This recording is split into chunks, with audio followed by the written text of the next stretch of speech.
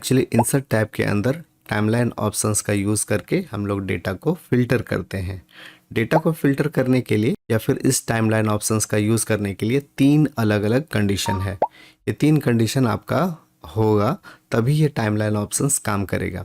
पहला कि आपके डेटा सेट में टाइम से रिलेटेड एक कॉलम होना चाहिए, या तो वो डेट का हो या फिर टाइम का हो। तो ये पहला कंडीशन है। दूसरा कंडीशन ये है कि आपका ये जो डेटा सेट है टेबल में कन्वर्ट होना चाहिए, जो कि हम लोग यहाँ से करेंगे। तीसरा कंडीशन ये है कि आपका टेबल का एक पाइवोट टेबल होना चाहिए जहाँ पे टाइमलाइन ऑप्शंस का यूज़ हम लोग करेंगे। तो पहला कंडीशन हमने डेट वाला ले लिया है। दूसरा क्या है कि इसे हम लोग टेबल में कन्वर्ट करेंगे। कैसे कन्वर्ट करेंगे? टेबल में कन्वर्ट करने के लिए सबसे पहले हम लोग यहाँ पे क्लिक करेंगे और फिर इस रेंज को इस तरह से सिलेक्ट करेंगे।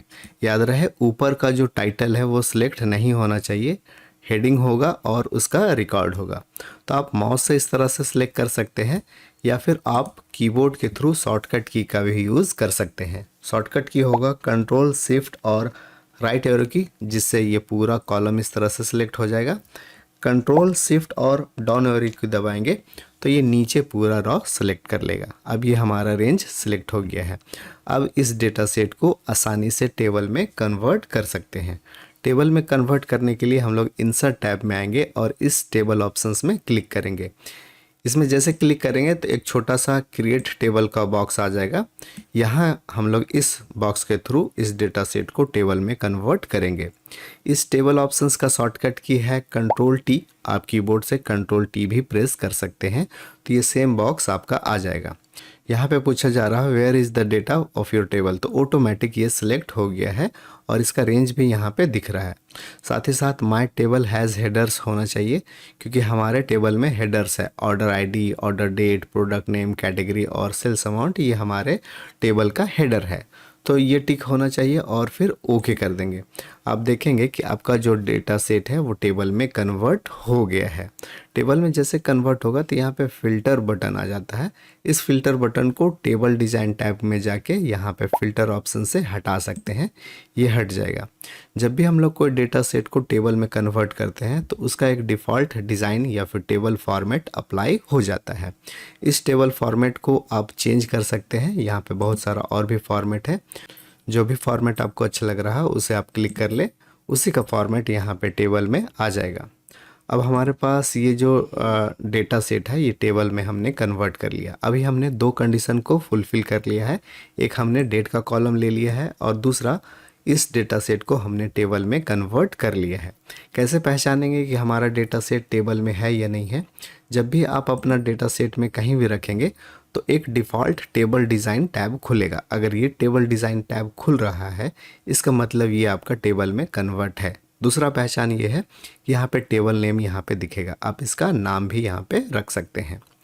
तीसरा कंडीशन हम लोग चलिए देखते हैं, इसे हम लोग पाइवोट टेबल में कन्वर्ट करेंगे। पाइवोट टेबल में कन्वर्ट करने के लिए इंसर्ट टैब में आएंगे और पाइवोट ऑप्शंस में क्लिक करेंगे।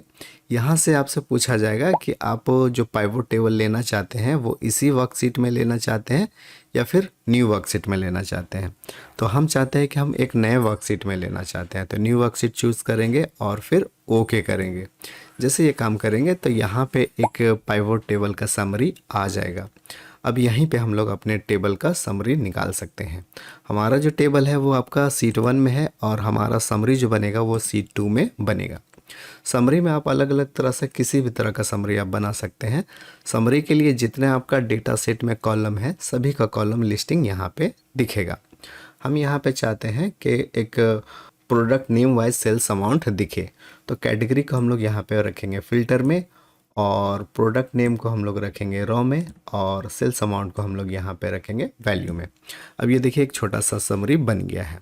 यहाँ पे कैटेगरी को फ़िल्टर में इसलिए रखें ताकि हम लोग अपने फ़िल्टर बटन के हेल्प से कैटेगरी को चेंज कर सकते हैं। इलेक्ट्रॉनिक चूज़ किए हैं और ओके करेंगे तो देखेंगे इलेक्ट्रॉनिक का दिख रहा। तो चलिए अभी फ़िलहाल हम लोग ऑल कर देते हैं और ओके कर देते हैं। अभी हमारे पास 3 कंडीशन जो मैंने बतलाया था वो हमने फुलफ़िल कर लिया है। अब बारी आती है स्लाइसर ऑप्शंस का बेनिफिट लेने के लिए, उसका यूज़ करने के लिए। एक्सेल की ये वीडियो आपके काम की लगी हो तो प्लीज़ लाइक करना मत भूलिएगा। अब हम लोग इसको क्लोज़ कर सकते हैं। अब यहाँ पे हम लोग जहाँ पे पाइवट टेबल हमने बनाया है वहीं पे कहीं भी कर्सर रख लेंगे, और कर्सर रख लेने के बाद यहाँ पे इंसर्ट में आएंगे और चूज़ करेंगे टाइमलाइन ऑप्शंस। इसमें जैसे क्लिक करेंगे तो जो भी टाइम से रिलेटेड होगा, चाहे आपका टाइम का कॉलम हो या डेट का कॉलम है, वो यहाँ पे डिटेक्ट करने लगेगा। अभी हमने ऑर्डर डेट लिया है हमारा सीट 1 में, देखिए इसे मैं कैंसिल करता हूँ। अभी देखिए सीट 1 में हमारा एक ऑर्डर डेट नाम का कॉलम है, इसीलिए वहाँ पे आ रहा है। सीट 2 में फिर से आ जाते हैं और फिर से टाइमलाइन में क्लिक करते हैं, ये देखिए आ गया। इसे टिक लगाएंगे और ओके कर लेंगे। अभी हमारे पास एक ऑर्डर का डेट आ गया है। अब यहाँ से हम लोग टाइमलाइन के हेल्प से डेटा को फिल्टर कर सकते हैं। यहाँ पे जैसे हम लोग क्लिक करेंगे जून में तो जून से रिलेटेड आपका रिकॉर्ड दिखाएगा। यहाँ पे हम लोग करेंगे जुलाई तो जुलाई का दिखाएगा। देखिए ये ऑटोमेटिक चेंज हो रहा। यहाँ पे मैं थोड़ा सा इधर रख लेता हूँ। अभी हम लोग सितंबर में क्लिक करेंगे तो सितंबर का कोई भी डेटा नहीं है, इसलिए नहीं दिखा रहा। हम चाहेंगे जून और जुलाई का देखा जाए तो जून और जुलाई का इस तरह से देख सकते हैं। उम्मीद है गाइस ये वीडियो आपको पसंद आया होगा।